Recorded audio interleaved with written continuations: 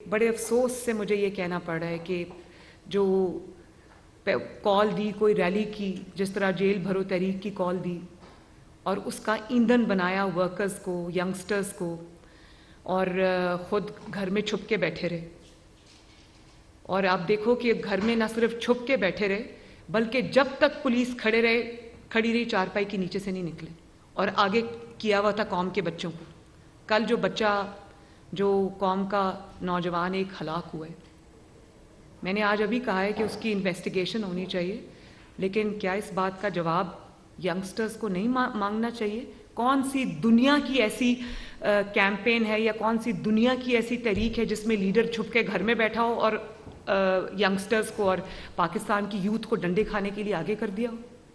पाकिस्तान की यूथ को भी इस चीज़ का एहसास होना चाहिए कि ये जो उनको नारे उनको दिखाए जा रहे हैं या दिल फरेब ख्वाब दिखाए जा रहे हैं, उनकी हकीकत क्या है? उनको अपने बच्चे तो लंदन में बड़ी सेफ जगहों पे बिठाए हुए हैं, उनको कोई उंगली भी नहीं लगा सकता। कौम के बच्चे जो है उनको आप कहते हो कि सड़क पे आओ और मार खाओ और मेरी कैंपेन लीड करो, खुद आप घर से नहीं निकलते। तो क्या मेरे जो नौजवान हैं इस मुल्क के, जो यूथ है, क्या उनका लीडर ऐसा होगा? क्या आपको ये एहसास नहीं है कि वो आपको आगे करके खुद वो टांग पे प्लास्टर चढ़ा के घर में बैठे हुए? और कल जो वो कारकुन हलाक हुआ है, उसकी जिम्मेदारी किस पर है? आपको ये फख्र होना चाहिए कि मुस्लिम लीग नून में नवाज शरीफ साहब ने अपने कारकुनान को कभी अपनी शील्ड नहीं बनाया, इस मुल्क की यूथ को अपनी शील्ड नहीं बनाया। मैंने पहला गीदड़ देखा है जिसने कारकुनान को अपनी शील्ड बनाया। हालांकि लीडरशिप नवाज शरीफ जैसी हो तो वो कारकुनान की शील्ड बन जाता है। उन्होंने कभी नहीं कहा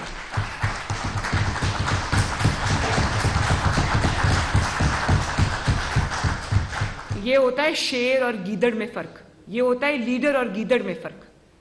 अगर जो अदलिया बहाली की तहरीक नवाज शरीफ साहब ने चलाई थी, अगर वो ये कहते कि सामने आ जाओ जी मेरे नौजवानों, आओ मेरी तहरीक में मेरा साथ दो, और खुद नवाज शरीफ साहब मॉडल टाउन या घर से ना निकलते, तो वो तहरीक कभी कामयाब होती?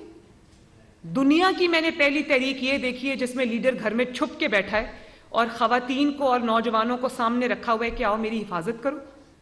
और हमारे मुल्क में एक शख्स खुलेआम फितना फैला रहा है, इंतशार फैला रहा है, फसाद फैला रहा है, उसको हर किस्म की इजाजत है, दंदनाता फिर रहा है। तो जब मैं ये बात करती हूँ नौजवानों, जब मैं ये बात करती हूँ कि इस मुल्क में पहले हिसाब किताब होगा, पहले इंसाफ होगा, फिर इंतखाब होगा, तो क्या मैं गलत बात करती हूँ?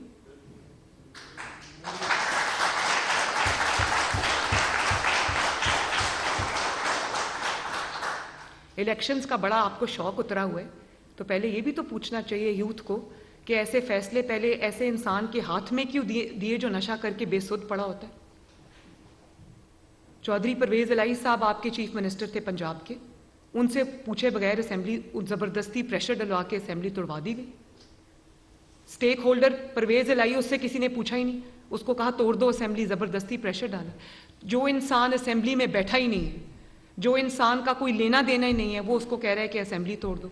तो कल क्या गारंटी, आज इलेक्शन हो जाए, एक असेंबली ये जीत जाए, एक असेंबली पाकिस्तान मुस्लिम लीग नून जीत जाए, तो क्या गारंटी है कि ये कल फिर वो असेंबली नहीं तोड़ेगा? क्योंकि नशे की हालत में होता है, फैसला करने की कुव्वत नहीं है दिमाग में, ज़हनी बीमार है। तो आप ये देखो कि सब जहां बाई इलेक्शंस हुए सब जगहों से खड़ा हो गया। और जब बाई इलेक्शंस, कौम का पैसा लगता है इन बाई इलेक्शंस में, मुफ्त बाई इलेक्शंस नहीं होते। मैं अगर प्राइम मिनिस्टर हूं तो मैं सबसे पहले इसको कहूं कि ये पैसे इधर रखो ना, जो पहले कौम के लगवाए हैं। ये आपके वालिद साहब का पैसा नहीं है, ये इस कौम का पैसा है।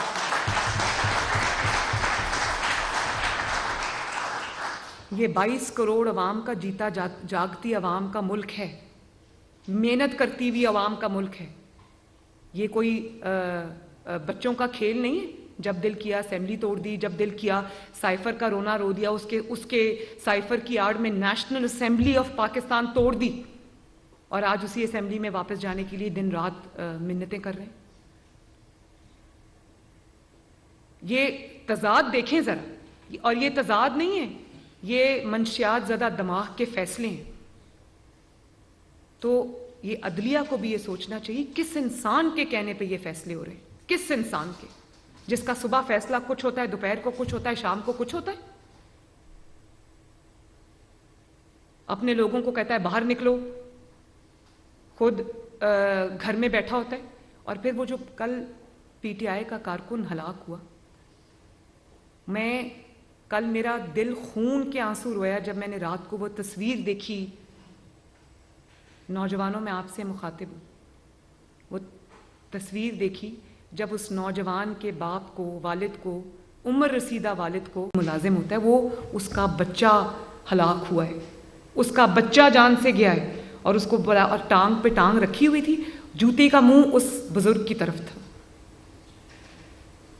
मैंने किसी भी सियासी कारकुन की इससे बड़ी तजलील नहीं देखी, इससे बड़ी तजलील मैंने नहीं देखी। तो जो अपने कारकुनों को, उसके वालिदैन को जो ये इज्जत देता है, उसने मुल्क के नौजवान को क्या इज्जत देनी? ये सवाल उठते हैं ना। 10 नेशनल असेंबली की सीट से खड़ा हो जाता है, इलेक्शन जीत के वो सीट्स छोड़ देता है। ये कोई बच्चों का खेल है? मुल्क के पैसे लगते हैं इसमें, सारे पैसे इससे निकलवाने चाहिए। फिर मैं देखूं कितनी जगह खड़ा होता है, जिसका घर कोई और चलाता है, जिसका किचन कोई और चलाता है, जिसने मुल्क के तोहफे, मुल्क को मिलने वाले तोहफे बेच बेच के अपनी नस्लें संवार ली, जिसकी बीवी 5-5 कैरेट का एक एक रिंग लेती रही एक एक फाइल पे दस्तखत करने के बदले।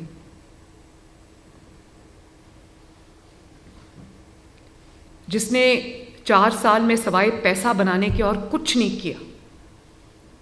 ताकतवर को कानून के नीचे लाऊंगा। जो ताकतवर दोस्त था, 55 अरब रुपया 1.9 मिलियन पाउंड उसकी जेब में डाल दिया, अपनी काबीना को भी नहीं बताया। काबीना पूछती रही, जो लिफाफा तुम लहरा रहे हो इसमें क्या है? कोई जवाब नहीं। मेरी मर्जी, मैं जिसको मर्जी नवाजूं। वो प्रॉपर्टी टाइकून की जेब में पैसे इसने डाले। आपके वालिद साहब के पैसे तो नहीं थे, इस कौम के पैसे हैं।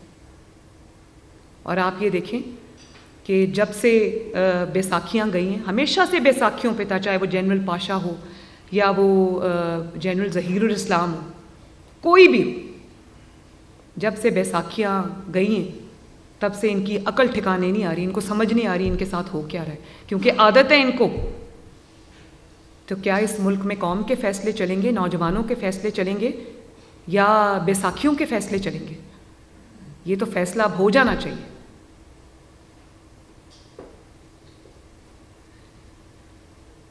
ये जो मैं बात करती हूँ कि पैरे तराजू के दोनों पलड़े बराबर होंगे, इसके ऊपर पाकिस्तान का मुस्तकबिल बेस करता है। नौजवानों, इसके ऊपर आपका मुस्तकबिल बेस करता है। जिस मुल्क में इंसाफ नहीं होगा, उस मुल्क में तरक्की नहीं आ सकती। उसमें जिसकी लाठी उसकी भैंस होगी।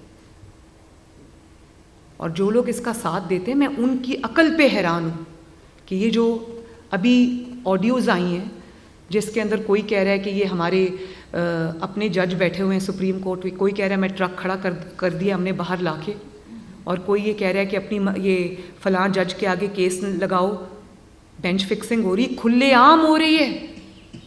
एक साइड पे ये लोग हैं कि चोरियां की हुई, 4 केसेस हैं इमरान के ऊपर। वैसे तो 4 केसेस मंजर आम पे आए हैं ना, 4 साल सवाए चोरी डाके के और कुछ किया नहीं है। 4 केसेस हैं इस वक्त। एक टिरियन खान का केस है, क्या वो केस सच नहीं है? मुझे बताएं, क्या वो केस सच नहीं है? जमाइमा खान ओन करती है, उसको ये ओन नहीं करता अपनी बेटी को। इसको अपनी बेटी से ज़्यादा अपनी सियासत अजीज़ है। मेरी 2 बेटियां, मैं सोच नहीं सकती कि मैं अपनी बेटियों को उनका हक ना दूं और मैं किसी और सियासी फ़ायदे को के लिए अपनी बेटियां कुर्बान कर दूं। हर बाप इस चीज़ के साथ रिलेट करता है, हर माँ इस चीज़ के साथ रेजोनेट करती है, हर भाई इस चीज़ के साथ रेजोनेट करता है। आपको अपनी सियासत प्यारी है, लेकिन आपने अपनी बेटी को कि मुजरिम है आप, वो आपका नाम नहीं ले सकती, आप उसका नाम नहीं ले सकते। सोचो इससे बड़ी बदकिस्मती क्या होगी। और दूसरों को बुलाते हैं, मुझे नानी कह के बुलाते हैं, तो मैं तो बड़े फ़ख्र से कहती हूँ, काश आपने ज़िंदगी में अच्छे फ़ैसले किए होते। आप मियाँ साहब की उम्र के हैं, आज आप भी नाना दादा होते।